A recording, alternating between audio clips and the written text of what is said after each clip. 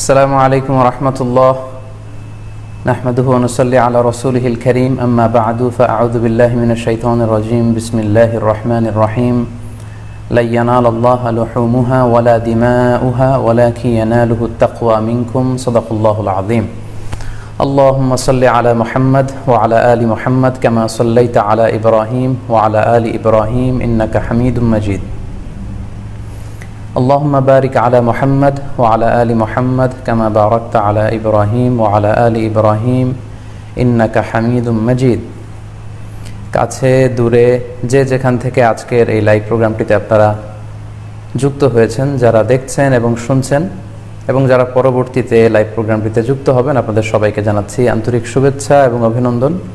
আহলান ওয়া সাহলান ওয়া মারহাবান বিকুম ফি হাযাল লিকা আত-তাইয়িব আল মুবারাক। আশা করছি আল্লাহ তাআলার অশেষ মেহেরবানিতে আপনারা সবাই ভালো আছেন, সুস্থ আছেন। কামনা করি এবং দোয়া করি আল্লাহ তাআলা আপনাদেরকে ভালো রাখুক, সুস্থ রাখুক, সব ধরনের বিপদ থেকে আল্লাহ তাআলা আপনাদেরকে সেফ রাখুক, নিরাপদে রাখুক। শুরুতে আমরা আল্লাহ রাব্বুল ইজ্জা ওয়াল জালালের দরবারে শুকরিয়া জানাই যে আল্লাহ তাআলা আজকে আমাদেরকে লাইভটি শুরু করবার তৌফিক এনায়েত করেছেন এবং রব্বুল ইজ্জা ওয়াল জালালের দরবারে অসংখ্য শুকরিয়া জানাচ্ছি এজন্য যে আল্লাহ তাআলা আমাদেরকে যুল হিজ্জাহ জিলহজ মাসে উপনীত হওয়ার তৌফিক এনায়েত করেছেন। আমরা আজকে মালয়েশিয়াতে অলরেডি জিলহজ শুরু করে ফেলেছি এবং আমরা জানি যে এই জিলহজের প্রথম দশক মানে প্রথম 10টি দিন খুবই গুরুত্বপূর্ণ 10টি দিন। আল্লাহ তাআলার কাছে খুবই পছন্দনীয় এই 10 দিনের আমলগুলো, এমনকি জেহাদের চাইতেও বেশি হাদিসে এসেছে। এবং কালামুল্লাহ মাজিদে আল কোরআন আল কারিমে আল্লাহ তাআলা এই জিলহজের প্রথম 10 দিনের শপথ করেছেন। এই 10 দিনের ইবাদত আল্লাহ তাআলার কাছে এত বেশি পছন্দনীয় হওয়ার কারণ হচ্ছে এই 10 দিনে আল্লাহ তাআলা উম্মাহাতুল ইবাদাত অর্থাৎ যত মৌলিক ইবাদত আছে সবগুলো মৌলিক ইবাদতের একটা সমন্বয় করেছেন জিলহজ মাসের এই প্রথম 10 দিনে, যেটা বছরের অন্য কোনো সময় কিন্তু পাওয়া যায় না। কারণ এই 10 দিনের ভেতরে সালাত আছে, নফল সিয়াম আছে, সাদাকা আছে, কুরবানি আছে, হজের প্রসঙ্গটা আছে, যেটা বছরের অন্য কখনো এরকম উম্মাহাতুল ইবাদাত অর্থাৎ যত মৌলিক ইবাদত আছে সব মৌলিক ইবাদতের কম্বিনেশন সমন্বয় বছরের কোনো সময় কিন্তু আসলে হয় না, যেটা হয়ে থাকে জিলহজ মাসের প্রথম এই 10 দিনের ভেতর। এজন্য এই 10 দিনের ইবাদত আল্লাহ তাআলার কাছে অত্যন্ত বেশি প্রিয়। এজন্য আল্লাহ রাসূল সাল্লাল্লাহু আলাইহি ওয়াসাল্লাম এই 10 দিনে যাতে আমরা বেশি বেশি নফল ইবাদত করি আমাদেরকে উৎসাহিত করেছেন। পাশাপাশি আমরা যেন বেশি বেশি তাহমিদ, তাহলিল, তাকবীর দিয়ে এই 10টি দিনকে মুখরিত করে রাখি, এজন্য তিনি আমাদেরকে আদেশ করেছেন। এজন্য এই 10টি দিনে আমরা যেন বেশি বেশি সুবহানাল্লাহ ওয়ালহামদুলিল্লাহ লা ইলাহা ইল্লাল্লাহু আল্লাহু আকবার এই আজকারগুলো যেন আমরা বেশি বেশি পড়ি। এবং আরাফাতের সিয়ামের ব্যাপারে আল্লাহ রাসূল সাল্লাল্লাহু আলাইহি ওয়াসাল্লাম আশা করেছেন যে 9 জিলহজের যে নফল সিয়ামটি অর্থাৎ আরাফার রোজা, এই আরাফার রোজা যে ব্যক্তি রাখবে আল্লাহ রাসূল সাল্লাল্লাহু আলাইহি ওয়াসাল্লাম বলেন যে আমি প্রত্যাশা করি এই সিয়ামের বদৌলতে বিগত একটি বছরের এবং সামনের একটি বছরের যত পাপ হবে এই পাপগুলোকে আল্লাহ তাআলা আমাদের জন্য ক্ষমা করে দিবেন। এবং জিলহজের 9 তারিখ ফজর থেকে কিন্তু আমাদেরকে ওয়াজিব তাকবীর পাঠ করতে হয়, আমরা জানি সেটা শুরু হয় আরাফার দিন ফজর থেকে। 9 তারিখ ফজর থেকে শুরু করে 13 তারিখ আসর পর্যন্ত এই তাকবীরগুলো প্রত্যেক সালাতের পরে পড়া আমাদের জন্য আবশ্যক। আমরা যেন এই নফল আজকারগুলো, এই নফল তাকবীরগুলো যাতে আমরা বেশি বেশি করে দেই। এবং যারা কুরবানি করার জন্য ইচ্ছা পোষণ করেছেন তারা যেন এই 10 দিনের আগেই তাদের মাথার চুল এবং নখ কেটে পরিচ্ছন্ন হয়ে যান এবং জিলহজের এই 10 দিনে তারা যাতে মাথার চুল না কাটে এবং হাতের নখ না কাটে, এই মর্মে আল্লাহ রাসূল সাল্লাল্লাহু আলাইহি ওয়াসাল্লাম আমাদেরকে গাইডলাইন দিয়েছেন। সব মিলে আল্লাহ তাআলার কাছে এই 10টি দিনের ইবাদত খুবই প্রিয়, এমনকি হাদিসে এসেছে যেটা আমরা বললাম যে জেহাদের চাইতেও বেশি প্রিয়। এজন্য এই সুবর্ণ সুযোগটুকুন যেন আমরা কখনোই মিস না করি। তাই আমাদের সাধ্যমতো আমরা যেন বেশি বেশি নফল ইবাদত করি। আমরা যেন সুযোগ হলে পুরো 10 দিন ব্যাপী আমরা চাইলে নফল সিয়াম রাখতে পারি, আমরা বেশি বেশি কোরআন তেলাওয়াত করতে পারি, বিশেষ করে তাহমিদ, তাহলিল এবং তাকবীর, আলহামদুলিল্লাহ লা ইলাহা ইল্লাল্লাহ আল্লাহু আকবার এই জিকিরগুলো, এই আজকারগুলো পড়ে পড়ে যেন আমরা এই 10টি দিনকে মুখরিত রাখি। আল্লাহ তাআলা জিলহজ মাসের যে মাহাত্ম্য এবং বারাকা তিনি আমাদের জন্য দিয়েছেন, এগুলো যেন আমরা বেশি বেশি হাসিল করতে পারি। আমিন ইয়া রাব্বাল আলামিন। সম্মানিত দর্শক ও শ্রোতাবৃন্দ, ইতিমধ্যে আমাদের এই লাইভ প্রোগ্রামটিতে প্রায় 24,000 দিনী ভাই বোন যুক্ত হয়েছেন। আপনারা একটু দেরি করে যারা যুক্ত হয়েছেন তাদেরকে আবারও আন্তরিক শুভেচ্ছা জানাই। আব্দুল্লাহ রোমান রোজ টিভি চ্যানেল 24 থেকে শুভেচ্ছা জানিয়েছে। আমরা শুনেছি যে রোমান অসুস্থ, আল্লাহ তাআলা রোমানকে সুস্থ করে দিক, আমরা দোয়া করি। এবং আজকের লাইভের যে ঘোষণাটি আমরা দিয়েছিলাম, সেখানে অনেক দিনী ভাই বোনেরা, বাংলাদেশের একজন প্রথিতযশা ইসলামী সঙ্গীত শিল্পী মশিউর রহমান ভাই, ওনার করোনা পজিটিভ রিপোর্ট এসেছে।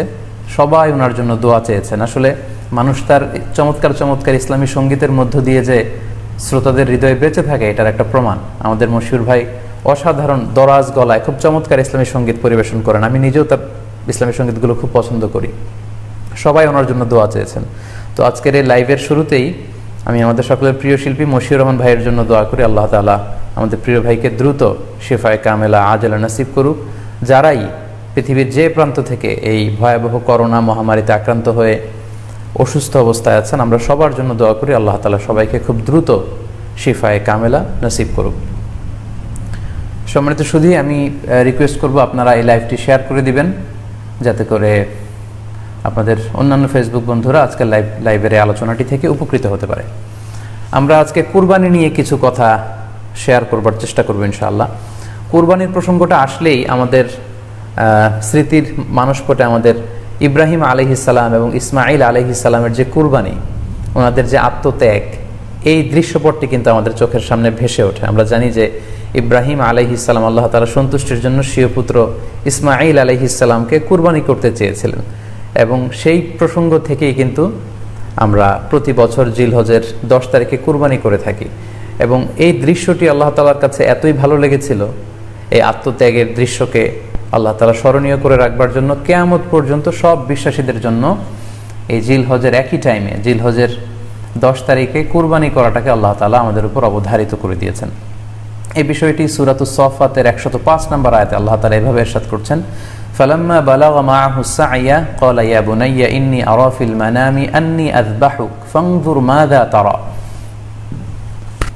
অর্থাৎ ইসমাঈল আলাইহিস সালাম যখন একটু বড় হলেন, বাবার সাথে হাঁটতে পারেন, দৌড়াদৌড়ি করতে পারেন, ঠিক তখন ইব্রাহিম আলাইহিস সালাম স্বপ্নে দেখলেন যে তিনি ইসমাঈল আলাইহিস সালামকে কুরবানি করছেন, এবং স্বপ্ন দেখেই তিনি সরাসরি ছেলের সাথে কনসালটেশনে গেলেন, পরামর্শ করলেন যে বাবা, আমি তো স্বপ্নে দেখেছি যে আমি তোমাকে কুরবানি করছি, ফানজুর মাযা তারা, what do you think about it, what's your opinion about it, তোমার মতামত কি সেটা তুমি আমাকে বলো।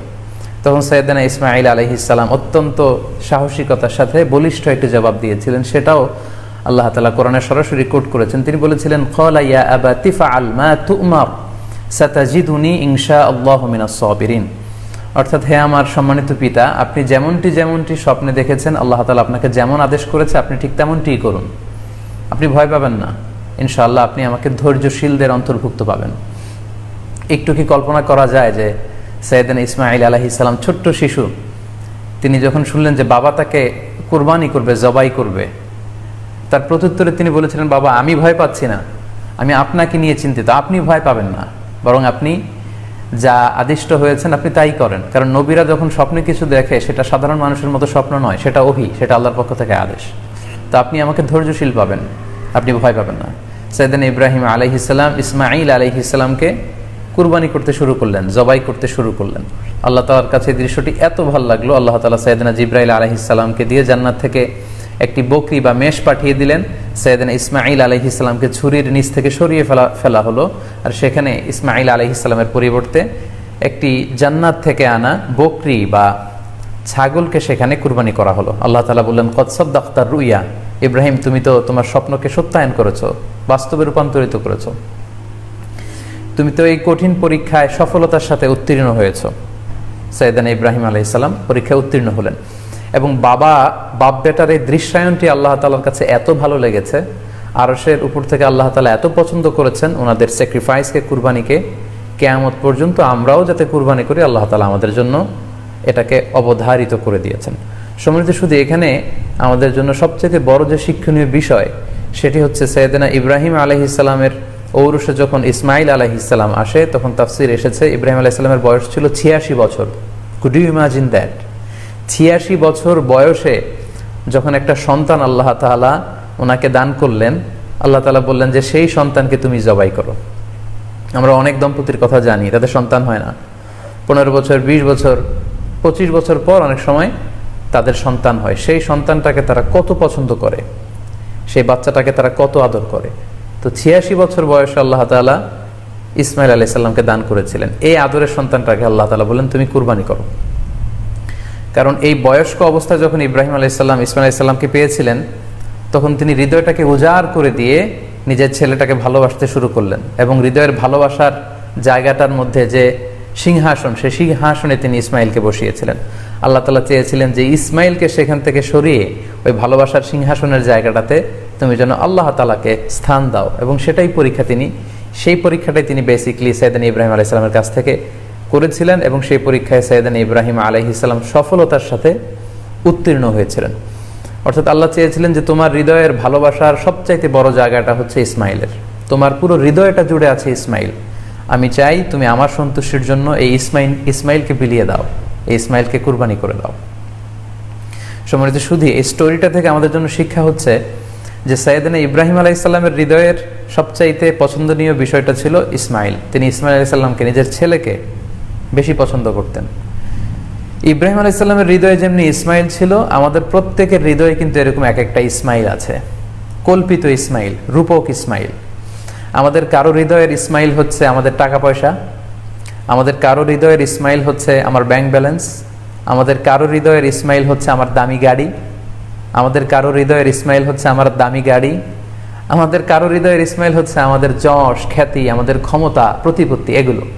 আল্লাহ তাআলা চান আমাদের প্রত্যেকের যার যার হৃদয়ের ইসমাইল যেটা, সেটাকে আমরা আল্লাহ তাআলার সন্তুষ্টির জন্য উৎসর্গ করতে পারবো কিনা, আল্লাহ তাআলার খুশির জন্য, সেরেফ শুধুমাত্র আল্লাহ তাআলার জন্য আমার হৃদয়ের ইসমাইলটাকে আমি স্যাক্রিফাইস করতে পারবো কিনা। এই শিক্ষাটা দেওয়ার জন্যই বেসিক্যালি আল্লাহ তাআলা এই কুরবানিকে আমাদের জন্য প্রেসক্রাইব করেছেন।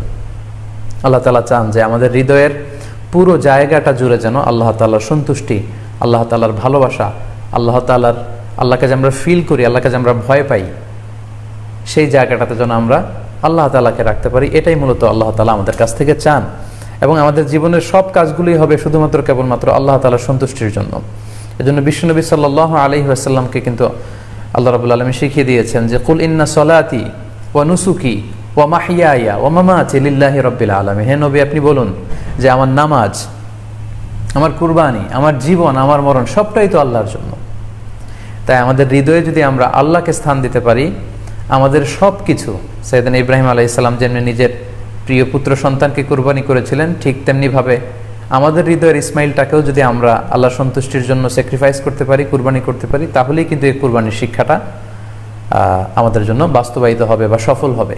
এবং এই শিক্ষাটা দেওয়ার জন্য আল্লাহ তাআলা এই কুরবানির বিধানকে আমাদের জন্য জারি করেছেন, যে আমাদের হৃদয়ে শুধু আল্লাহ তাআলার ভয় থাকবে। এবং এই যে আমরা কুরবানি করবে, কুরবানির রক্ত, গোশত, চামড়া কোনোটাই কিন্তু আল্লাহ তাআলার কাছে পৌঁছে না, পৌঁছে হচ্ছে আমাদের হৃদয়ের ভয়, তাকওয়াটা আল্লাহ তাআলার কাছে পৌঁছে। সূরাতুল হজ্জের 37 নম্বর আয়াতে আল্লাহ বলছেন লা ইয়ানালাল্লাহা লুহুমুহা ওয়ালা দিমাউহা ওয়ালাকি ইয়ানালুহুত তাকওয়া মিনকুম। এই কুরবানির রক্ত, কুরবানির গোশত, এগুলো তো আল্লাহর কাছে পৌঁছে না, আল্লাহর কাছে পৌঁছে হচ্ছে তোমাদের তাকওয়া। আমরা কতটা ইখলাসের সাথে, কতটা আন্তরিকতার সাথে, কতটা আনুগত্যের সাথে আমাদের সম্পদ, আমাদের নিজেদেরকে আমরা আল্লাহর কাছে সোপর্দ করতে পেরেছি, আমরা কতটা আল্লাহর সমর্পিত বান্দা হতে পেরেছি, এটাই হচ্ছে এই কুরবানির শিক্ষা, যেটা সাইয়েদনা ইব্রাহিম আলাইহিস সালাম গোটা বিশ্ববাসীর জন্য নিদর্শন এই ঘটনার মধ্য দিয়ে কিন্তু আমাদের জন্য রেখে গিয়েছেন। তাই আমরা এই কুরবানির মধ্য দিয়ে এটা যেন ফিল করি যে আমাদের সবটুকু আমরা আল্লাহর জন্য বিলিয়ে দিতে প্রস্তুত আছি। সম্মানিত, শুধু এই কুরবানির দিনে ইয়াউমুন নাহারে বা 10 জিলহজে আমরা যে কুরবানি উদযাপন করব, ঈদুল আজহা উদযাপন করব, এই দিনের সবচাইতে প্রিয় আমল হচ্ছে আল্লাহ তাআলার কাছে পশু জবাই করে, যেটা আমরা বলেছি ইব্রাহিম আলাইহিস সালামের সেই ঘটনার, সেই দৃশ্যায়নের পুনরাবৃত্তি আল্লাহ তাআলা সেটা দেখতে চান। আমরা পশু জবাই করে রক্ত প্রবাহিত করে দেয়, এটা আল্লাহ তাআলার কাছে খুবই পছন্দনীয়।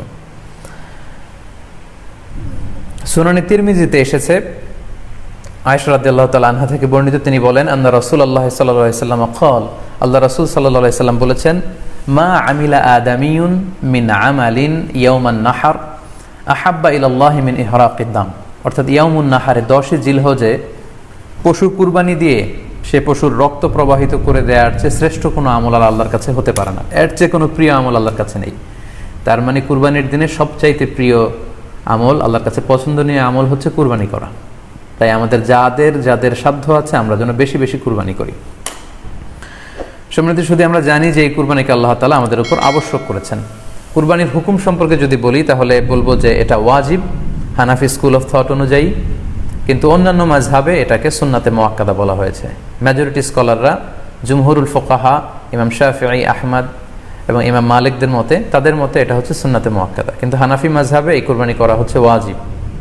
যেহেতু আমাদের বাংলাদেশে বেশিরভাগই হচ্ছে হানাফি মাযহাবের অনুসারী, সো এটা কিন্তু আমাদের জন্য অবধারিত। যাদেরকে আল্লাহ তাআলা সম্পদ দিয়েছেন, টাকা পয়সার মালিক বানিয়েছেন, স্বাবলম্বী করেছেন, আমাদের প্রত্যেকের উপর কিন্তু এই কুরবানি করাটা ওয়াজিব। যেহেতু কুরবানি একেবারে আমাদের সন্নিকটে, সো এই কুরবানি নিয়ে আমাদের মধ্যে অনেক ধরনের প্রশ্ন রয়েছে এবং বিগত কয়েকদিন ধরে আমার ফেসবুক পেজের বিভিন্ন স্ট্যাটাসে, আমার মেসেজ অপশনে অনেক ভাই, দিনী ভাই এবং বোনেরা অনেক প্রশ্ন করেছেন। আসলে এতগুলো প্রশ্নের উত্তর আসলে আমাদের পক্ষে করা সম্ভব হবে না। সেখান থেকে খুবই কন্টেম্পোরারি, খুবই রেলেভেন্ট, প্রাসঙ্গিক 2-1টি প্রশ্নের ব্যাপারে আলোচনা করে আমরা আজকের এই সংক্ষিপ্ত লাইভটি শেষ করবো ইনশাআল্লাহ। খুব বেশি যে প্রশ্নটি করা হয়েছে সেটি হচ্ছে জানতে চাওয়া হয়েছে 7 ভাগে কুরবানি করা যাবে কিনা। এই ধরনের প্রশ্ন কিন্তু আমরা আগে শুনতাম না। রিসেন্টলি কিছু স্কলারদের আলোচনা বা এতে করে লোকজন হয়তো বিভ্রান্তিতে ভোগেন কিংবা একটা ধোঁয়াশা তৈরি হয়, ফলে এই প্রশ্নটি করা হচ্ছে। আমরা আবহমান কাল থেকে আমাদের প্রিয় মাতৃভূমি বাংলাদেশে হয়তো ছাগল কুরবানি দিয়েছি অথবা গরু কুরবানি দিয়েছি সর্বোচ্চ 7 ভাগে। সো এটা আমাদের সবার কাছে জানা ছিল, এ নিয়ে আগে সংশয় ছিল না। ইদানিংকালে অনেকের মধ্যে এই বিষয়ে সংশয় জেগেছে। কেউ বলে থাকেন যে ভাগে যদি কুরবানি দেওয়া হয় 7 জনে মিলে, গরুতে বা মহিষে বা উটে, এই ভাগে কুরবানি হবে না, এটা অনেকে বলে থাকেন। এই কথাটি আসলে ঠিক নয়। আপনি যদি ভাগে কুরবানি দিতে চান এটি জায়েজ আছে, এবং একটি উটে বা মহিষে বা গরুতে আপনি সর্বোচ্চ 7টি ভাগে কুরবানি দিতে পারবেন ইনশাআল্লাহ। এ ব্যাপারে সহিহ মুসলিমের একটি হাদিসকে আমরা এখানে উল্লেখ করতে চাই। সাইয়েদনা জাবের রাদিয়াল্লাহু তাআলা আনহু থেকে বর্ণিত, তিনি বলেন, ক্বালা হাজাজনা মা রাসূলিল্লাহি সাল্লাল্লাহু আলাইহি ওয়াসাল্লাম, আমরা আল্লাহ রাসূল সাল্লাল্লাহু আলাইহি ওয়াসাল্লামের সাথে হজ করেছি। ফানাহারনাল বাঈরা আন সাবআ, সেখানে আমরা উট কুরবানি দিয়েছি 7 জনের পক্ষ থেকে। ওয়াল বাকারাতা আন সাবআ, আর আমরা সেখানে গরু কুরবানি দিয়েছি 7 জনের পক্ষ থেকে। খুব সুস্পষ্ট, একটি উটে ওনারা 7 জন অংশগ্রহণ করতেন, একটি গরুতে 7 জন অংশগ্রহণ করতেন। তো এই হাদিসের আলোকে অনেকে বলে থাকেন যে এটি হজের সময়, সফরের সময়, কিন্তু মুকিম অবস্থায় 7 ভাগে দেয়া যায় না। আসলে এই কথাটিও ঠিক নয়, কারণ সুনানে আবু দাউদের আরেকটি হাদিসে এসেছে যেখানে আল্লাহ রাসূল সাল্লাল্লাহু আলাইহি ওয়াসাল্লাম সুস্পষ্ট বলেছেন, সেখানে হজ বা কোনো সফরের উল্লেখ নেই। সেটা হচ্ছে জেনারেল স্টেটমেন্ট, অর্থাৎ আল বাকারাতু আন সাবআ, গরুতে সর্বোচ্চ 7 অংশ দিয়ে কুরবানি দেয়া যায়। ওয়াল জাযুরু আন সাবআ, আর উটের ক্ষেত্রেও সর্বোচ্চ 7 অংশ দিয়ে কুরবানি দেয়া যায়। তো এই হাদিস, দ্বিতীয় যে হাদিসটি উল্লেখ করলাম, এটা হচ্ছে জেনারেল স্টেটমেন্ট। সেখানে সফর, মুকিম কোনো কথা বলা হয়নি। ইন জেনারেলি বলা হয়েছে যে উটে 7 ভাগ দেয়া যায়, গরুতে 7 ভাগ দেয়া যায়। সো আমরা যারা ভাগে কুরবানি দিচ্ছি 7 জন মিলে একটি গরু, আপনারা নিঃসন্দেহে সানন্দ চিত্তে নিশ্চিন্তে কুরবানি দিতে পারেন। সহিহ হাদিসের আলোকে এটি সাব্যস্ত, এতে কোনো সমস্যা নেই ইনশাল্লাহ। তবে ভাগে কুরবানিতে কিংবা যৌথ কুরবানিতে কয়েকটি বিষয় আমাদেরকে খেয়াল রাখতে হবে। নাম্বার 1 হচ্ছে নিয়ত। আপনাদের ইন্টেনশনটা ক্লিয়ার হতে হবে। প্রত্যেকেরই যাতে একই ইন্টেনশন থাকে, সবারই যাতে ইন্টেনশন থাকে যে শুধুমাত্র আল্লাহ তাআলার সন্তুষ্টির জন্য আমরা এই কুরবানি দিচ্ছি। এখানে কয়েকজনের যদি ইন্টেনশন থাকে যে আল্লাহর সন্তুষ্টি, অন্যজনের যদি নিয়তে ঝামেলা থাকে, তাহলে কিন্তু কুরবানিটা প্রশ্নবিদ্ধ হয়ে যাচ্ছে। কারণ ইন্নামাল আমালু বিন্নিয়াত, ইয়ানি ইন্নামা সাওয়াবুল আমালি বিন্নিয়াত, সমস্ত কাজের প্রতিদান দেয়া হবে আপনার ইন্টেনশন বা নিয়তের উপর ভিত্তি করে। সো এজন্য যারা খুব বেশি মুখলেস, খুব বেশি মুত্তাকি, তারা অনেক সময় যৌথ কুরবানি দিতে চান না। তাদের সামর্থ্য না থাকলে ছোট একটা ছাগল দিয়ে তারা একাকী কুরবানি দিতে চান। এটা safe, he want to be in the safer side. কারণ যৌথ কুরবানি দিতে দিতে যে কার মনে কি চিন্তা, কার মনে কি নিয়ত, আমরা কিন্তু কিছু জানি না। সো যদি যৌথ কুরবানি দেন, কুরবানির আগে সবাইকে এটা কনসার্ন করে দেওয়া, রিমাইন্ডার দেওয়া যে ভাই আমাদের কুরবানিটা হবে শুধুমাত্র কেবলমাত্র আল্লাহ তাআলা সন্তুষ্টির জন্য, অন্য কোনো নিয়তের জন্য না থাকে, তাহলে কিন্তু আমাদের কুরবানি বরবাদ হয়ে যাবে। এটা হচ্ছে প্রথম কনসার্ন। 2 নম্বর কনসার্ন হচ্ছে হালাল উপার্জন দিয়ে কুরবানি হতে হবে। যৌথ কুরবানিতে কেউ কেউ যদি এমন থাকে যাদের উপার্জন হালাল না, সেই কুরবানি কিন্তু আল্লাহ তাআলার দরবারে কবুল হবে না। সো এটা খুব গুরুত্বপূর্ণ একটা বিষয়। আরেকটা হচ্ছে লৌকিকতা। লৌকিকতা যদি থাকে তাহলেও কুরবানি কবুল হবে না। যৌথ কুরবানিতে কারো যদি এটা থাকে যে আমার গরুটা সবচেয়ে বড়, আমাদের গরুটা এলাকার সবচেয়ে বড় গরু, এবং সবাইকে বলে বেড়াচ্ছে যে এইবারের গরুটা সবচেয়ে বড় হয়েছে, আমার চেয়ে বড় গরু কেউ দিতে পারে না এই এলাকায়। তো এই জাতীয় যদি লৌকিকতা প্রবণতা কারোর মধ্যে থাকে তাহলেও কিন্তু তার কুরবানি কবুল হবে না। সো যৌথ কুরবানি যদি আপনারা দিতে চান এই বিষয়গুলো আমাদেরকে খেয়াল রাখতে হবে। সম্মানিত সুধী, আমরা খুব চমৎকার একটি বিষয় নিয়ে কথা বলছিলাম যে আকিকা, কুরবানির সাথে আকিকা দেয়া যাবে কিনা। সেখানে আমরা বলছিলাম যে আসলে দুটি ভিন্ন ইবাদত। কুরবানি হচ্ছে জিলহজের 10 তারিখে আমরা কুরবানি করে থাকি, আর আকিকা হচ্ছে বাচ্চা যেদিন জন্মগ্রহণ করবে, সন্তান ভূমিষ্ঠ হওয়ার 7 দিন পরে। তাহলে ভিন্ন দুইটা ইবাদত, দুই সময়ের ইবাদত। নাম্বার 2, আকিকার ক্ষেত্রে আল্লাহ রাসূল সাল্লাল্লাহু আলাইহি ওয়াসাল্লাম বলেছে আনিল গুলামি শাতান ওয়া আনিল জারিয়াতি শাত, অর্থাৎ ছেলে হলে 2টি ছাগল দিয়ে আকিকা করো, এবং যদি মেয়ে হয় তাহলে 1টি ছাগল দিয়ে আকিকা করো। তো সেক্ষেত্রে কুরবানিতে কিন্তু এরকম বিধান নেই। কুরবানিতে কিন্তু 1টি ছাগল দিয়ে আপনি কুরবানি করলে কুরবানি হয়ে যাচ্ছে, সেখানে 2টি ছাগল দেওয়া লাগবে এমন কোনো কথা নেই। তো এভাবে আমরা বুঝতে পারতেছি, খুবই স্পষ্টত কমন সেন্স খাটালেও আমরা বুঝতে পারতেছি, এবং আল্লাহ রাসূল সাল্লাল্লাহু আলাইহি ওয়াসাল্লামের ভাষ্যগুলো অনুসারে আমরা বুঝতে পারছি দুই ধরনের ইবাদত। যদিও এই দুই ইবাদতে কিছুটা মিল আছে, কিন্তু দুই সময়ের ইবাদত, আলাদা দুটি উপলক্ষ, দুইটার আলাদা নির্ধারিত সময় রয়েছে। যেমন আকিকার ক্ষেত্রে সুন্নাহ হচ্ছে বাচ্চা যেদিন জন্মগ্রহণ করবে তার 7ম দিন শেষে 7 দিন পরে আপনি আকিকা করবেন। আল্লাহ রাসূল সাল্লাল্লাহু আলাইহি ওয়াসাল্লাম বলেছেন কুল্লু গুলামিন মুরতাহানুন বিআকিকাতিহি তুযবাহু আনহু ইয়াওমা সাবিহি, প্রত্যেক সন্তানের আকিকা দিতে হয় তার 7ম দিনে, ওয়া ইউহলাকু ওয়া ইউসাম্মা, এবং 7ম দিনে মাথার চুল ফেলে দিতে হয়, তার সুন্দর একটি নাম রাখতে হয়। তাহলে আকিকার বিধান হচ্ছে সম্মানিত সুধী সন্তান জন্মগ্রহণ করার 7 দিন পরে। আমরা বুঝতে পারলাম আল্লাহ রাসূল সাল্লাল্লাহু আলাইহি ওয়াসাল্লামের ভাষ্য অনুযায়ী, কথা অনুযায়ী, কওল অনুযায়ী। এবার যদি আমরা আল্লাহ রাসূল সাল্লাল্লাহু আলাইহি ওয়াসাল্লামের আমল দেখি, ওনার ব্যক্তিগত আমল কি ছিল, সেক্ষেত্রে আমরা সহিহ ইবনে হিব্বানের একটি হাদিস উল্লেখ করব, যেটিকে ইবনে হাজার আল আসকালানি উনি ওনার ফাথুল বারিতে সহিহ হিসেবে উল্লেখ করেছেন। আয়েশা রাদিয়াল্লাহু তাআলা আনহার বর্ণনা, তিনি বলেন যে আক্কা রাসূলুল্লাহ সাল্লাল্লাহু আলাইহি ওয়াসাল্লাম আনিল হাসানি ওয়াল হুসাইনি ইয়াউমা সাবিঈ ওয়া সাম্মাহুমা, আল্লাহ রাসূল সাল্লাল্লাহু আলাইহি ওয়াসাল্লাম নিজে ওনার দৌহিত্র অর্থাৎ ওনার নাতি হাসান এবং হুসাইনের আকিকা নিজে করেছেন 7ম দিনে, এবং 7ম দিনে তাদের নাম রেখেছেন, একজনের নাম রেখেছেন হাসান আর একজনের নাম হুসাইন। অর্থাৎ হাসান রাদিয়াল্লাহু আগে জন্মগ্রহণ করেছিলেন, ওনার চেয়ে ছোট ছিল হুসাইন, উনি পরে জন্মগ্রহণ করেছেন। তো ওনাদের জন্মের পরে 7 দিন পরে আল্লাহ রাসূল সাল্লাল্লাহু আলাইহি ওয়াসাল্লাম ওনাদের আকিকা দিয়েছিলেন, এবং 7ম দিনে উনি আকিকাও দিয়েছেন এবং তাদের নামও রেখেছেন। তাহলে আল্লাহ রাসূল সাল্লাল্লাহু আলাইহি ওয়াসাল্লামের কওলি হাদিস, ওনার ভাষ্য মতে আমরা জানলাম উনি বলেছেন 7ম দিনে আকিকা দিতে হয়, এবং ওনার ব্যক্তিগত আমল থেকে আমরা জানতে পারলাম যে উনি ওনার 2 নাতির আকিকা দিয়েছেন 7ম দিনে এবং নাম রেখেছেন। তাহলে এ থেকে আমরা সুস্পষ্ট বুঝতে পারি যে আকিকা দিতে হয় সন্তান জন্মগ্রহণ করার 7 দিন পর, 7ম দিনে। যদিও তবারানিতে আরেকটি হাদিস এসেছে যেখানে বলা হয়েছে যে আকিকা 7ম দিনেও দেয়া যায়, 14তম দিনে দেয়া যায়, 21তম দিনে দেয়া যায়। যদি 7ম দিনে কেউ দিতে না পারে কোনো কারণে, তাহলে 14তম দিন, না পারলে 21তম দিন। তাহলে সুস্পষ্টভাবে উল্লেখ আছে যে আকিকার সময়সীমা 7ম দিনের কথা আমাদেরকে বলা হয়েছে। তো সেক্ষেত্রে আপনার সন্তান জন্মগ্রহণ করলে আপনি শুকরিয়া স্বরূপ কুরবানি করবেন, আত্মীয় স্বজনকে খাওয়াবেন, আকিকার গোশত নিজেরাও খাবেন। তো এটা যদি আপনি কুরবানির জন্য রেখে দেন তাহলে তো সন্তান দুনিয়াতে আসার এই আনন্দটা থাকে না।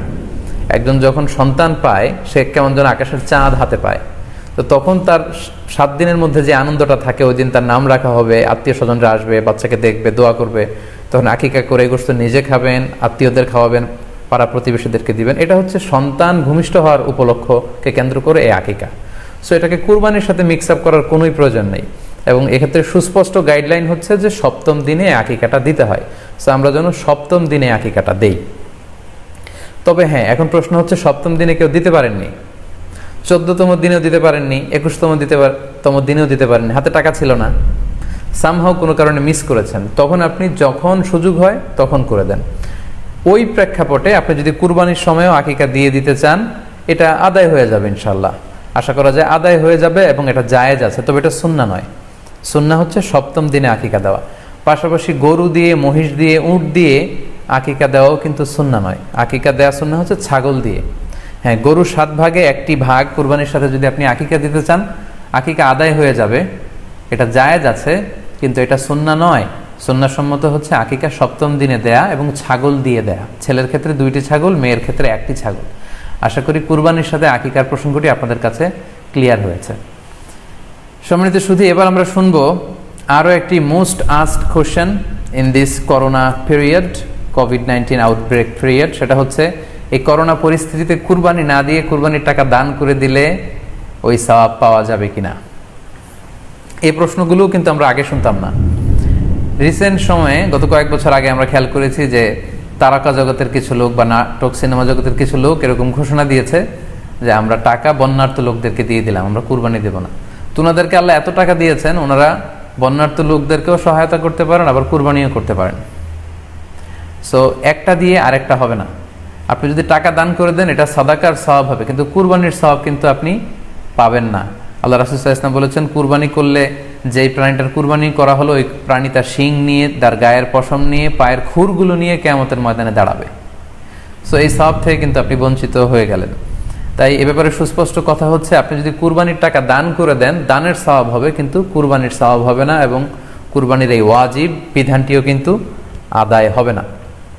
আপনার উদ্দেশ্য ভালো, কিন্তু আপনার পদ্ধতিতে সমস্যা। আপনার উদ্দেশ্য হচ্ছে যে বন্যা দুর্গত মানুষ, সাতক্ষীরাতে বা আশেপাশের জেলাগুলোতে বন্যায় মানুষ না খেয়ে মারা যাচ্ছে, আমি টাকাগুলো দান করে দেই, তাহলে বেশি তারা উপকৃত হবে।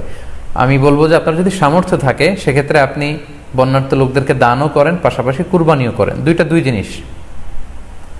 অথবা আপনি যদি শুধু কুরবানি করতে চান সেটাও আপনি করতে পারেন। আপনি কুরবানি করবেন, এতে করে কিন্তু আপনি যে দান করতে চান আপনার এই পারপাসটাও কিন্তু সার্ভ হবে।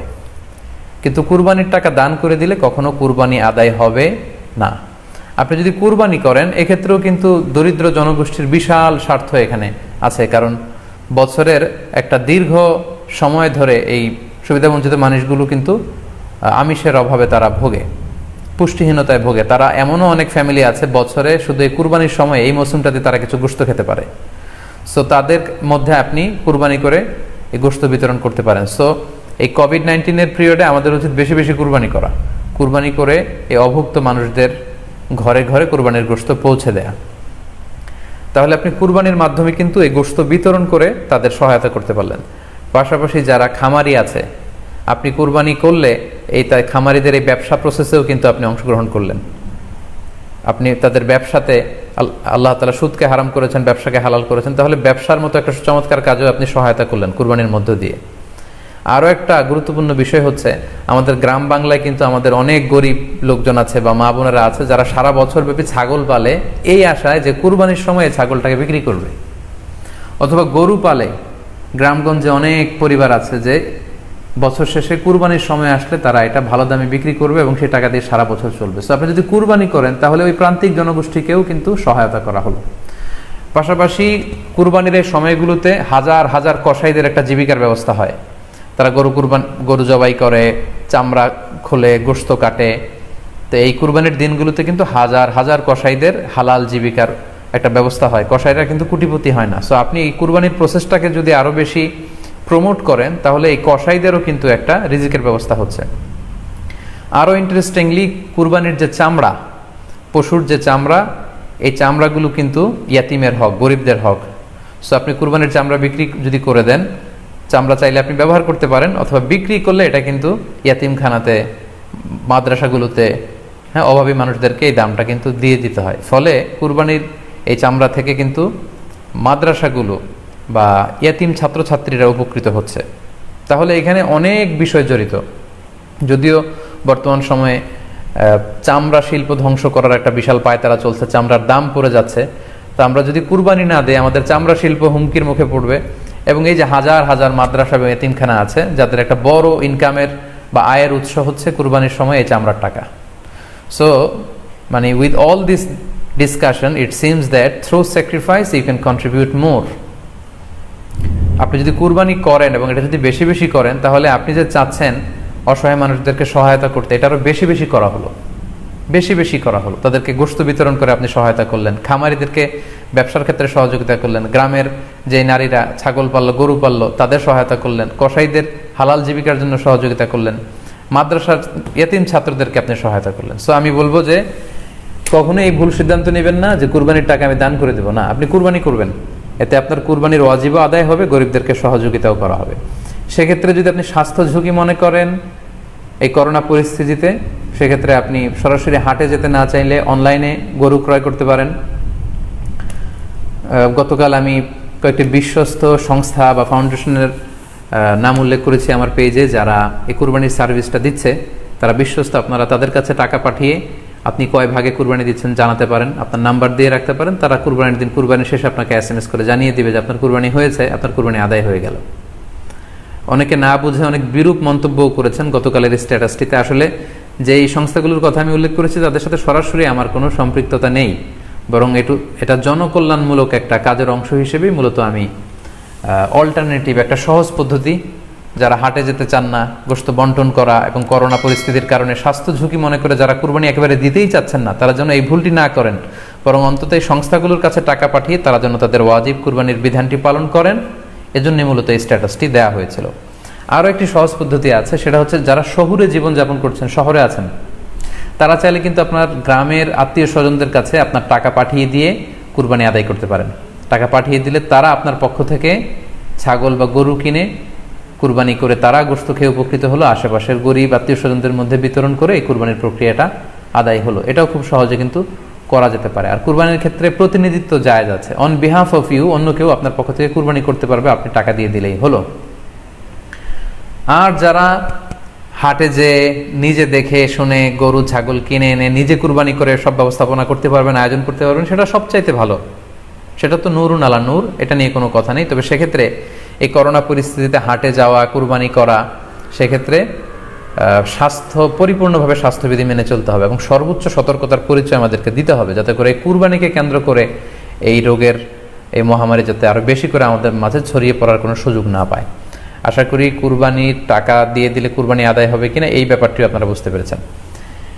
এবার আমরা আসি, আরেকটি প্রশ্ন আমাদের কাছে খুব বেশি এসেছে, সেটা হচ্ছে কুরবানির পশু অনলাইনে ক্রয় করা যাবে কিনা। খুবই রেলেভেন্ট একটি কোশ্চেন, যেহেতু এখন অনেকেই হাটে যেতে চাচ্ছেন না করোনা পরিস্থিতির কারণে, অনলাইনে আমরা অনেক কেনাকাটা করি, ফলে অনলাইনে কুরবানির পশুটা ক্রয় করা যাবে কিনা, এটা হচ্ছে প্রশ্ন।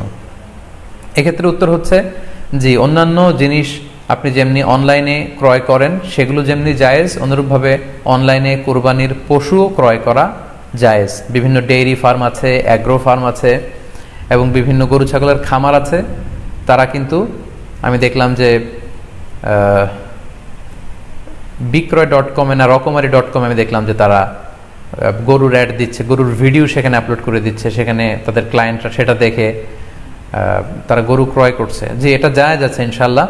আপনারা যদি স্বাস্থ্য ঝুঁকির কারণে গরুর হাটকে অ্যাভয়েড করতে চান, ওখানে যেতে না চান, আপনারা চাইলে অনলাইনে পশু ক্রয় করতে পারবেন। তবে সেক্ষেত্রে দুটি জিনিস আপনাকে নিশ্চিত হতে হবে, দুইটা জিনিস আপনাকে অনলাইনে পশু ক্রয় করার ক্ষেত্রে নিশ্চিত হতে হবে। প্রথম বিষয় হচ্ছে পশুটা দৈহিকভাবে ত্রুটিমুক্ত কিনা, এটা নিশ্চিত হতে হবে। অর্থাৎ পশুর বিস্তারিত অঙ্গ প্রত্যঙ্গের বর্ণনা আপনার জানা থাকা চাই, পশুটা সুস্থ আছে কিনা, বাহ্যিকভাবে সমস্ত ত্রুটিমুক্ত কিনা এটা জানতে হবে। দুই নম্বর হচ্ছে পশুর বয়স সম্পর্কে আপনার জানতে হবে, কারণ যে কোনো বয়সের পশু দিয়ে কুরবানি করা যায় না, এটার একটা নির্ধারিত বয়স সীমা দেওয়া আছে শরিয়াতে, সেটা আপনাকে মেনটেন করতে হবে। প্রথম হচ্ছে সালিমাতুন মিনাল উয়ুবিজ যাহিরা, বাহ্যিক ত্রুটিমুক্ত হওয়া। যে কোনো পশু দিয়ে কিন্তু, অসুস্থ পশু দিয়ে কুরবানি করলে কিন্তু কুরবানি হবে না। এক্ষেত্রে আমরা সুনানে নাসাইর একটি হাদিস উল্লেখ করব, হাদিসটি সহিহ, বারা ইবনে আযিব রাদিয়াল্লাহু তাআলা আনহু বর্ণনা করেছেন। আল্লাহ রাসূল সাল্লাল্লাহু আলাইহি ওয়াসাল্লাম বলেছেন, লা ইয়াজুজু মিনাদ দাহায়া আল আওরাউল বাইয়িনু আওরুহা, এমন পশু দিয়ে কুরবানি হবে না যেই পশুটা সুস্পষ্টভাবে অন্ধ কানা কোনো পশু দিয়ে কুরবানি হবে না। ওয়াল আরজাউল বাইয়িনু আরাজুহা, খোড়া, কুরবানি যেখানে করা হবে ওই জায়গা পর্যন্ত হেঁটে যেতে পারছে না, মাঠ থেকে বাড়িতে আনা যাচ্ছে না, এরকম খোড়া প্রাণী দিয়ে কুরবানি করা যাবে না। ওয়াল মারিদাতুল বাইয়িনু মারাদুহা, খুব বেশি অসুস্থ, খুবই দুর্বল অসুস্থ প্রাণী দিয়ে কুরবানি করা যাবে না। ওয়াল আজফা উল্লাতি লা তুনকি, এবং এমন বয়স্ক বৃদ্ধ প্রাণী যে অতি বয়সের ভারে এটা নুজ্জ হয়ে গিয়েছে এবং এর হাড্ডির ভেতরে যে মজ্জা শুকিয়ে গিয়েছে, এরকম প্রাণী দিয়েও কিন্তু কুরবানি করা যাবে না। তাহলে সুনানে নাসাইর এই সহিহ হাদিসটির মধ্য দিয়ে আমরা বুঝতে পারলাম যে অন্ধ প্রাণী দিয়ে কুরবানি করা যায় না, খোড়া প্রাণী দিয়ে করা যায় না, খুবই দুর্বল প্রাণী দিয়ে এবং খুব বয়স হয়েছে এরকম প্রাণী দিয়ে কিন্তু কুরবানি করা যাবে না। তারপর আমরা সুনানে তিরমিজির আরেকটি হাদিস এখানে উল্লেখ করব। এই হাদিসটিও হাসান পর্যায়ের হাদিস। বর্ণনাকারী হচ্ছেন আলী রাদিয়াল্লাহু তাআলা আনহু। তিনি বলেন, নাহা রাসূলুল্লাহ সাল্লাল্লাহু আলাইহি সাল্লাম আইয়ুদহা বিআ'যাবিল করনি ওয়াল উযুন, অর্থাৎ আল্লাহ রাসূল সাল্লাল্লাহু আলাইহি ওয়াসাল্লাম শিং ভাঙা এবং কান কাটা এরকম প্রাণী দিয়ে কুরবানি করতে নিষেধ করেছেন। অর্থাৎ ব্রোকেন হর্নস অ্যান্ড ইয়ার্স, কোনো পশুর যদি শিং দুটো ভাঙা থাকে অথবা কান কাটা থাকে এরকম প্রাণী দিয়ে কুরবানি করলে কুরবানি আদায় হবে না। পশুর কানের ব্যাপারে আরও সুস্পষ্ট হাদিস এসেছে সুনানে তিরমিজিতে, এটিও হাসান পর্যায়ের হাদিস। বর্ণনাকারী সাইয়েদনা আলী রাদিয়াল্লাহু তাআলা আনহু, তিনি বলেন যে নাহা রাসূলুল্লাহ সাল্লাল্লাহু আলাইহি ওয়াসাল্লাম আইয়ুদহা বিমুকাবালাহ আও মুদাবারাহ আও শারকা আও খরকা আও জাদআ, অর্থাৎ আল্লাহ রাসূল সাল্লাল্লাহু আলাইহি ওয়াসাল্লাম মুকাবালা মানে এমন প্রাণী যেই প্রাণীর কানের সামনের অংশ কাটা, এরকম প্রাণী দিয়ে কুরবানি করা যাবে না। আও মুদাবারা, এমন প্রাণী যে প্রাণীর কানের পেছনের অংশ কাটা, সেটা দিয়ে কুরবানি করা যাবে না। আও শারকা, অথবা কানের মাঝখানে কাটা, দুই দিক ঝুলে আছে, করা যাবে না। আও খরকা, অথবা কানের ভেতরে ছিদ্র, পশুর কানে যদি ছিদ্র থাকে, কেটে যে ছিদ্র হয়ে গিয়েছে, ড্রিলড হয়ে গিয়েছে, সেই প্রাণী দিয়ে কুরবানি করা যাবে না। আও জাদা, অথবা নাক কাটা, এরকম প্রাণী দিয়ে কুরবানি করা যাবে না। তাহলে আল্লাহ রাসূল সাল্লাল্লাহু আলাইহি ওয়াসাল্লামের ভাষ্যমতে এই প্রাণীগুলো দিয়ে কুরবানি করা যাবে না। ফলে আপনি অনলাইনে যদি পশু ক্রয় করতে চান, আপনার যে পশুটা ক্রয় করবেন এটা বাহ্যিকভাবে সুস্থ আছে কিনা, অঙ্গ প্রত্যঙ্গের বিস্তারিত বর্ণনা ভিডিওতে আপনাকে ক্রস চেক করে এবং বাড়িতে আনার পরে সেটাকে দেখে এই পারচেজটা আপনাকে নিশ্চিত করতে হবে। 2 নাম্বার খেয়াল রাখবার বিষয় হচ্ছে পশুর বয়স। কুরবানির পশুর একটা নির্ধারিত বয়স সীমা আছে। সেক্ষেত্রে উটের জন্য 5 বছর হওয়া লাগবে কমপক্ষে, গরু বা মহিষের ক্ষেত্রে কমপক্ষে 2 বছর হতে হবে এবং ছাগলের ক্ষেত্রে কমপক্ষে 1 বছর হতে হবে। আবার বলছি, উট 5 বছর, গরু 2 বছর এবং ছাগল 1 বছর। তবে মেষ বা ভেড়া, দুম্বা এগুলো যদি 6 মাসের হয়, দেখতে যদি মোটা সোটা হয়, 1 বছরের মতো মনে হয়, তাহলে সেগুলো দিয়েও কুরবানি করা যাবে। সেক্ষেত্রে পশুর যে দাঁত আছে, নিচের পাটের যে পশুর দাঁত, এই দাঁতগুলোর পাশে 2টা ধারালো দাঁত থাকে, এগুলো উঠেছে কিনা এগুলো দেখে দেখে আপনারা পশুর বয়সকে নির্ণয় করতে পারবেন। তাহলে অনলাইনে ক্রয়ের ক্ষেত্রে আমাদের উত্তর হচ্ছে যে অনলাইনে আপনি পশু ক্রয় করতে পারবেন। সেক্ষেত্রে আপনাকে 2টি বিষয়ে খুব খেয়াল রাখতে হবে। এক হচ্ছে পশুর অঙ্গ প্রত্যঙ্গ ঠিক আছে কিনা, বাহ্যিকভাবে সব ধরনের ত্রুটিমুক্ত কিনা। 2 নম্বর হচ্ছে পশুর বয়স। এই 2টি জিনিস যদি আপনি এনশিওর করেন, আপনি অনলাইনে পশু ক্রয় করে সেটা দিয়ে কুরবানি করলে কুরবানি হয়ে যাবে ইনশাল্লাহ, কোনো সমস্যা নেই। আরও একটি প্রশ্ন আমাদের কাছে খুব বেশি এসেছে, সেটা হচ্ছে কুরবানি কি পুরো পরিবারের পক্ষ থেকে একজন দিতে হবে নাকি সামর্থ্যবান প্রত্যেকের দিতে হবে? আই রিপিট, আমি আবার বলছি, প্রশ্নটি হচ্ছে যে অনেকে এই প্রশ্নটি করেছেন যে পুরো পরিবার থেকে একজন দিলে হয়ে যায় নাকি সামর্থ্যবান প্রত্যেকের দিতে হয়। সম্মানিত দিনী ভাই এবং বোনেরা, এটি একটি মতবিরোধপূর্ণ মাসআলা, অর্থাৎ এই মাসআলার ক্ষেত্রে স্কলারদের মধ্যে মতভেদ পাওয়া যায়। এক্ষেত্রে 2টি মতামত। একদল স্কলার বলেছেন যে এটা পরিবারের পক্ষ থেকে একজন দিলে আদায় হয়ে যাবে। অপর মতামত হচ্ছে যে না, সামর্থ্যবান প্রত্যেকেরই দিতে হবে। আমরা 2টি মতামত নিয়ে আলোচনা করি। প্রথম মত হচ্ছে যে এক পরিবারের পক্ষ থেকে একজনই যথেষ্ট। এই মতামতটিও দলিলের দিক থেকে বেশ শক্তিশালী। সেক্ষেত্রে আমরা মেহনাফ ইবনে সুলাইম রাদিয়াল্লাহু তাআলা আনহুর বর্ণিত একটি হাদিস সুনানে আবু দাউদে এসেছে, হাদিসটি হাসান পর্যায়ের হাদিস। তিনি বলছেন, ও নাহনু উকুফুন মা রাসূলিল্লাহ বিআরাফাতিন, আমরা রাসূল সাল্লাল্লাহু আলাইহি ওয়াসাল্লামের সাথে 9 জিলহজ আরাফার ময়দানে ছিলাম। ক্বালা, তখন আল্লাহ রাসূল সাল্লাল্লাহু আলাইহি ওয়াসাল্লাম আমাদেরকে বলেছেন, ইয়া আইয়ুহান নাস, হে মানব সকল, ইন্না আলা কুল্লি আহলি বাইতিন ফি কুল্লি আমিন উদহিয়া, অর্থাৎ প্রত্যেকটি, আল্লাহ রাসূল সাল্লাল্লাহু আলাইহি ওয়াসাল্লাম বলেছেন, প্রত্যেকটি ফ্যামিলির জন্য প্রতি বছর একটি কুরবানি ওয়াজিব হয়। আমি আবার বলছি, প্রত্যেক ফ্যামিলির জন্য প্রতি বছর কুরবানি দিতে হয় কয়টি? একটি। তাহলে কুরবানি পরিবারের পক্ষ থেকে একটি দিলেই আদায় হয়ে যাবে। সুনানে তিরমিজির আরো একটি হাদিস আমরা এখানে উল্লেখ করতে পারি। এই হাদিসটিও সহিহ। সাইয়েদনা আতা ইবনে ইয়াসার রাদিয়াল্লাহু তাআলা আনহু, উনি আবু আইয়ুব আল আনসারী রাদিয়াল্লাহু তাআলা আনহুকে জিজ্ঞেস করেছিলেন যে কাইফা কানাতিল উদহিয়া ফি আহদি রাসূলিল্লাহ, হে আল্লাহর নবীর সাহাবী, আল্লাহ রাসূল সাল্লাল্লাহু আলাইহি ওয়াসাল্লামের জামানাতে কুরবানি কেমন হতো, কিভাবে তারা কুরবানি দিতেন? তো আবু আইয়ুব আল আনসারী রাদিয়াল্লাহু তাআলা আনহু উনি বলেছেন, কানা রাজুলু ইউদহি বিশাতি আনহু ওয়া আন আহলিহি, আল্লাহ রাসূল সাল্লাল্লাহু আলাইহি ওয়াসাল্লামের সময়কালে লোকজন একটি ছাগল কুরবানি দিত তার পক্ষ থেকে এবং তার ফ্যামিলির পক্ষ থেকে, আনহু ওয়া আন আহলিহি, তার নিজের পক্ষ থেকে এবং ফ্যামিলির পক্ষ থেকে। অর্থাৎ এই হাদিসগুলোর আলোকে বোঝা যায় যে পুরো পরিবারের পক্ষ থেকে একজন কুরবানি দিয়ে দিলেই আদায় হয়ে যাবে। স্বামীও চাকরি করেন, স্ত্রীও চাকরি করেন, স্বামীরও টাকা আছে, স্ত্রীর টাকা আছে, দুইজনের আলাদা করে দিতে হবে না। স্বামী যদি একটা ছাগল কুরবানি দিয়ে দেয় তাহলে স্ত্রীর পক্ষ থেকে, পুরো ফ্যামিলির পক্ষ থেকে কুরবানি আদায় হয়ে যাবে। এই হাদিসগুলোর আলোকে বোঝা গেল। দ্বিতীয় আরেকটি মত আছে, সেই মতটি হচ্ছে প্রত্যেক সামর্থ্যবানের উপর ওয়াজিব। এটি ইমাম আবু হানিফার মত এবং আমাদের বাংলাদেশে এটিরই প্রচলন হয়ে এসেছে। আমরা এই মতামতটিকেই বেশি আমরা শুনে থাকি সব জায়গায়, যে যারাই সামর্থ্যবান প্রত্যেকের আলাদাভাবে দিতে হয়। স্বামী সামর্থ্যবান হলে স্বামীর দিতে হবে, স্ত্রী সামর্থ্যবান হলে স্ত্রীকে দিতে হবে, ছেলেরা হলে ছেলের দিতে হবে। এটা প্রত্যেকের আলাদাভাবে ইন্ডিভিজুয়ালি দিতে হয়।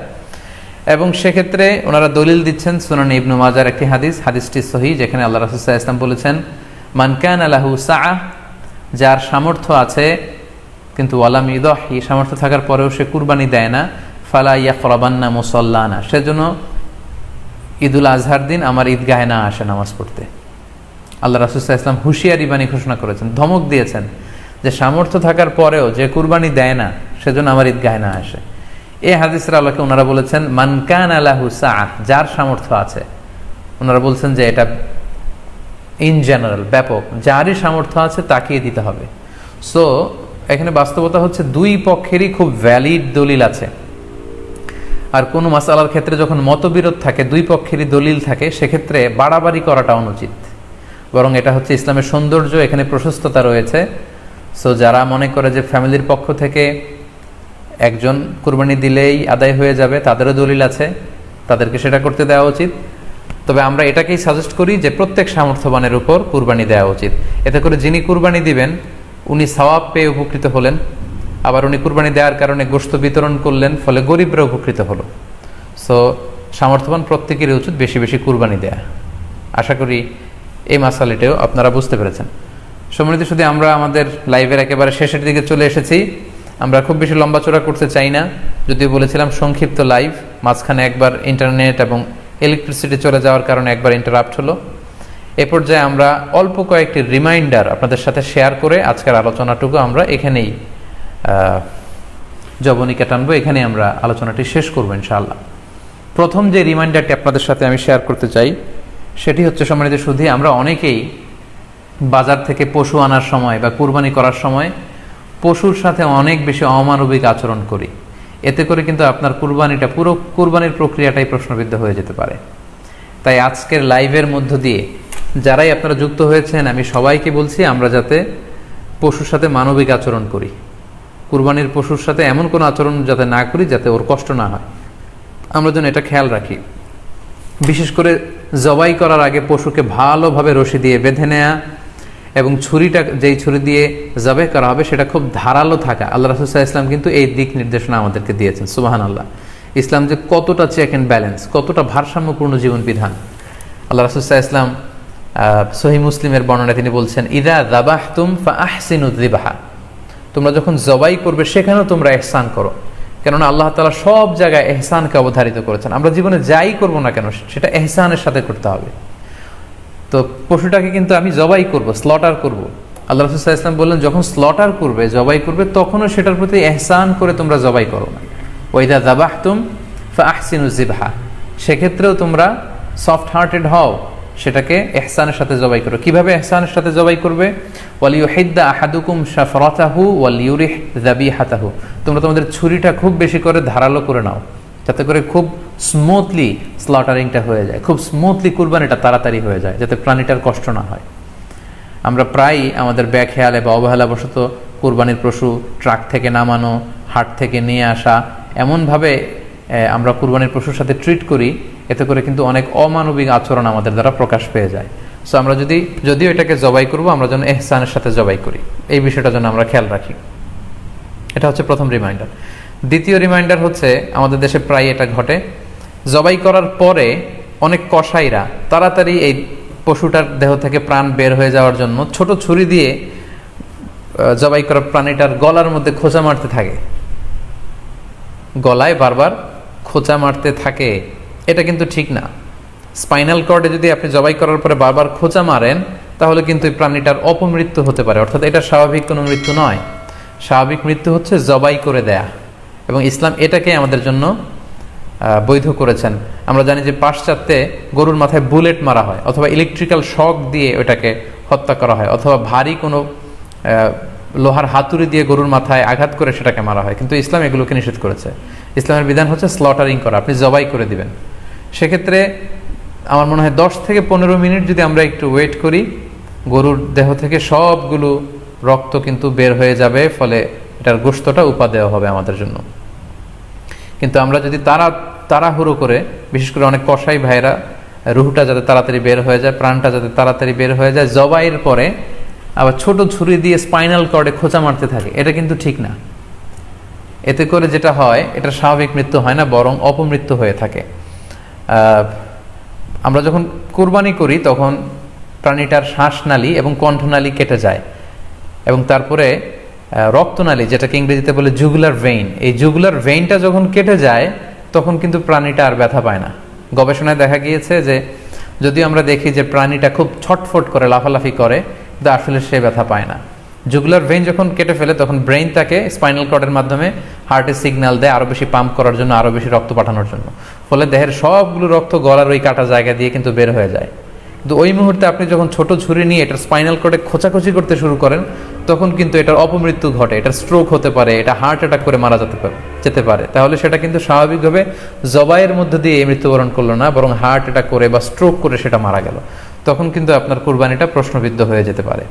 তো এই জন্য আমি সকলের কাছে অনুরোধ করব, আপনারা তাড়াহুড়ো না করে 10 থেকে 15 মিনিট একটু ওয়েট করেন জবাইয়ের পরে, এটাকে স্বাভাবিকভাবে, ন্যাচারালি, প্রাকৃতিকভাবে এটা রুহটা বের হতে দিন, তা না হলে আমাদের কুরবানি কিন্তু প্রশ্নবিদ্ধ হয়ে যেতে পারে। 3 নম্বর রিমাইন্ডার হচ্ছে, আমাদের বাংলাদেশের অনেক জেলায় আমরা হিন্দু মুসলমান একসাথে থাকি। আমার কাছে নিউজ এসেছে যে অনেক জায়গায় অনেকে হিন্দুদের মন্দিরের সামনে কুরবানির গরু জবাই করে। এটা ঠিক না, কারণ আমরা জানি যে ওরা এই গরুর পূজা করে থাকে। সো আমরা এমন কিছু করব না যেটা ওদেরকে খুব বেশি কষ্ট দিবে। সো অনেকে শুনেছি যে উস্কানিমূলকভাবে তারা একটু দেখিয়ে দিতে চায় বা তাদের উপর প্রতিশোধ নিতে চায়, এরকম করে অনেক সময় হিন্দুদের বিভিন্ন গ্রামে মন্দিরের সামনে এই কুরবানির ব্যবস্থাপনা করা হয়। আমি বলবো যে আমরা এটা যাতে না করি। আমরা হিন্দুদের যে উপাসনালয় আছে, আমাদের হিন্দু ভাইদের উপাসনালয়গুলোকে স্কিপ করে এমন জায়গায় কুরবানি করব যাতে করে তাদের এই দৃশ্য দেখা না লাগে, এবং তাদের এবাদতগাহের সামনেও যাতে আমাদের এরকম পরিস্থিতি তৈরি করতে না হয়। আমরা যাতে সাম্প্রদায়িক সম্প্রীতি আমাদের আবাদতের মধ্য দিয়ে বজায় রাখতে পারি, এবং কোনো ধরনের উস্কানিমূলক কর্মকাণ্ডে যেন আমরা কখনোই যুক্ত না হই। 4 নাম্বার এবং সবচাইতে গুরুত্বপূর্ণ পয়েন্ট হচ্ছে, জি খেয়াল করে শুনুন, আপনাকে বলছি, 4 নাম্বার পয়েন্ট হচ্ছে যে জবাইয়ের স্থান এবং বর্জ্য কুরবানির পরে এটাকে নিজ দায়িত্বে পরিচ্ছন্ন করুন। আই রিপিট, আমি আবার বলছি, যেখানে আপনি কুরবানি করলেন সেটাকে এবং এই যে বর্জ্য ময়লা, এটা নিজ দায়িত্বে আপনি ক্লিন করুন। সিটি কর্পোরেশনের ভাইয়েরা সরকারি তত্ত্বাবধানে সারা বাংলাদেশের এই সব বর্জ্য আসলে পরিষ্কার করা সম্ভব না। জরিপে এসেছে যে 50 লক্ষ গরু জবাই করা হয় প্রত্যেকটা কুরবানির ঈদে। তো সেক্ষেত্রে আমাদেরকে দায়িত্বশীল হতে হবে। কুল্লুকুম রাঈন ওয়া কুল্লুকুম মাসউলুন আন রাইয়াতিহি। আল্লাহ রাসূল সাল্লাল্লাহু আলাইহি ওয়াসাল্লাম বলেছেন, তোমরা প্রত্যেকে দায়িত্বশীল, আর তোমাদের প্রত্যেকের দায়িত্বের ব্যাপারে কিয়ামতের ময়দানে আল্লাহ তাআলা কিন্তু তোমাদেরকে জিজ্ঞেস করবে। তাই আমরা যেন নিজ দায়িত্বে এই কুরবানির করার স্থান এবং বর্জ্য যেন পরিষ্কার করি। ব্লিচিং পাউডার দিয়ে বেশি করে পানি মেরে আমরা যেন পরিষ্কার পরিচ্ছন্ন রাখি, কারণ আত-তুহুরু শাতরুল ঈমান, পরিষ্কার পরিচ্ছন্নতা এটা হচ্ছে ঈমানের অঙ্গ। এই বিষয়টা জানে আমরা খুব গুরুত্বের সাথে নেই, এবং নিজ নিজ কুরবানি আমরা যেখানে দিলাম সেই জায়গাটা যেন আমরা পরিষ্কার করি। বিশেষ করে বিভিন্ন সংস্থা যারা অনেক অনেক কুরবানি করবেন, ভলান্টিয়ারলি বিভিন্ন কুরবানি করে কুরবানির গোশত বিতরণ করবেন, আপনারা এরকম ভলান্টিয়ারলি ক্লিনলিনেস ক্যাম্পেইন করতে হবে, যাতে কোনো ধরনের রক্ত, ময়লা, বর্জ্য, আবর্জনা না থাকে। এই ব্যাপারটাকে যেন আমরা খেয়াল রাখি। সর্বশেষ হচ্ছে, অনেকে জিজ্ঞেস করেন যে ফ্রিজে রাখা যাবে কিনা। জি, কুরবানির গোশত ফ্রিজে রাখা যাবে। ইবনে আব্বাস রাদিয়াল্লাহু তাআলা আনহুর মত অনুযায়ী 3 ভাগ করা উত্তম, তবে এটা আবশ্যক নয়। আপনি 1 ভাগ নিজে খাবেন, 1 ভাগ আত্মীয় স্বজন প্রতিবেশীদের দিবেন, আরেক ভাগ গরিব দুঃখীদের মাঝে বন্টন করে দিবেন, এটা উত্তম, কিন্তু এটা আবশ্যক নয়। পুরো গোশত যদি আপনার লেগে যায় আপনি ভোগ করতে পারেন, আর যদি আপনার কাছে অতিরিক্ত গোশত থাকে এটা আপনি আত্মীয়দের দান করুন, গরিব আত্মীয়দের আপনি উপহার দিন, গরিব মিসকিনদের, সুবিধা বঞ্চিত মানুষদেরকে আপনি এগুলো দান করুন। কারণ সূরাতুল হাজ্জের 28 নম্বর আয়াতে আল্লাহ তাআলা বলেছেন, ফাকুলু মিনহা ওয়া আত'ইমুল বাঈসাল ফাকির, তোমরা কুরবানির এই গোশত নিজেরাও খাও এবং অভাবী লোকদেরকে দাও। এবং সহিহ বুখারীতে আল্লাহ রাসূল সাল্লাল্লাহু আলাইহি ওয়াসাল্লামের একটি বর্ণনা, আল্লাহ রাসূল সাল্লাল্লাহু আলাইহি ওয়াসাল্লাম বলেছেন, কুলু ওয়া আত'ইমু ওয়াদাখিরু, অর্থাৎ কুরবানির গোশত তোমরা খাও, ওয়া আত'ইমু মানে অন্যদের খাওয়াও, ওয়াদাখিরু এবং তোমরা এটাকে প্রিজার্ভ করে রাখো বা জমা করেও রাখতে পারো। অর্থাৎ আপনি চাইলে ফ্রিজে রাখতে পারবেন, আপনি পরবর্তীতে খেতে চাচ্ছেন আপনি রাখতে পারবেন ইনশাআল্লাহ। সো উত্তম হচ্ছে 3 ভাগ করে, 1 ভাগ নিজে খাওয়া, 1 ভাগ আত্মীয় স্বজনদের, প্রতিবেশীদের দেয়া এবং 1 ভাগ অভাবী, সুবিধা বঞ্চিত গরিব মিসকিনদের মাঝে বন্টন করে দেয়া। এবং অবশ্যই অবশ্যই যাদের সামর্থ্য আছে আপনারা বেশি বেশি কুরবানি করুন, এবং এই কুরবানির মধ্য দিয়ে আমরা অনেক অনেক প্রান্তিক জনগোষ্ঠী, সুবিধা বঞ্চিত মানুষ, তাদের কাছে আমাদের সহায়তাগুলো পৌঁছে দিতে পারবো। সম্মানিত সুধী, আপনাদের সবাইকে আবারও শুকরিয়া জানাই। দীর্ঘ সময় নিয়ে আপনারা আমাদের লাইভ প্রোগ্রামটিতে জয়েন করেছেন। এখনও দেখা যাচ্ছে প্রায় 22,700 দিনী ভাই বোন আমাদের লাইভটি শুনছেন। আপনাদের সবাইকে আবারও আন্তরিক শুভেচ্ছা এবং অভিনন্দন। আমরা কামনা করি যে আল্লাহ তাআলার কাছে আমরা ফরিয়াদ করি জিলহজ মাসের প্রথম 10 দিনের যে বারাকা, রাহমা, আমরা যেন নফল ইবাদত করে করে বেশি বেশি তাকবীর তাহলিল দিয়ে এই দিনগুলো যেন মুখরিত রাখতে পারি, বেশি বেশি নফল ইবাদত করতে পারি, নফল রোজা রাখতে পারি। বিশেষ করে অবশ্যই আরাফার দিনের রোজা যাতে আমরা মিস না করি। এবং যদিও করোনা পরিস্থিতির মধ্যে দিয়ে আমরা সবাই আতঙ্কিত, তারপরেও গোটা মুসলিম উম্মার জন্য আমরা দোয়া করি যে এই ঈদুল আজহার উৎসব যাতে আমরা ভাব গাম্ভীর্যের সাথে ইবাদতের মধ্য দিয়ে, আনন্দ উৎসবের মধ্য দিয়ে পালন করতে পারি। আপনাদের সবার জন্য আমি দোয়া করছি, আমি নিজেও আপনাদের সবার কাছে দোয়া চাই। আল্লাহ তাআলা আপনাদের সবাইকে ভালো রাখুক, সুস্থ রাখুক, ঈমানের সাথে রাখুক। আবারও হয়তো কোনো লাইভে দেখা হয়ে যাবে, আপনারা লাইভটি শেয়ার করবেন বলে আশা করছি। সুবহানাকাল্লাহুম্মা বিহামদিকা আশহাদু আল্লা ইলাহা ইল্লা আনতা আস্তাগফিরুকা ওয়া আতুবু ইলাইক। ওয়াসসালামু আলাইকুম ওয়া রাহমাতুল্লাহি ওয়া বারাকাতুহু।